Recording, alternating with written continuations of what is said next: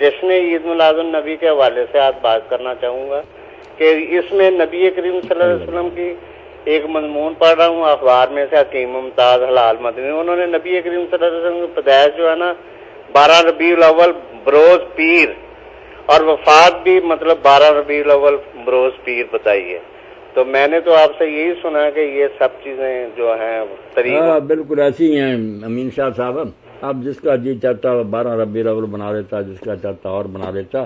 اصلی بات یہ ہے کہ کسی کے پاس اس کا ثبوت نہیں کہ آپ کس تاریخ کو پیدا ہو. کوئی نہیں، نہ 9 والوں کے پاس، نہ 12 والوں کے پاس، نہ شیعہ حضرات 17 ربیع الاول کہتے ہیں.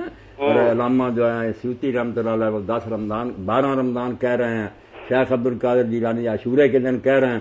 کسی کو کوئی خبر نہ مہینہ نہ کوئی دن، سب کوئی مطلب ثبوت نہیں، ثبوت نہیں. اپنا شوق پورا کرنے کے لیے لوگوں نے دن رکھ شاید صحیح ہو کہ اللہ کے نبی نے فرمایا کہ سوموار کا روزہ اس لیے رکھا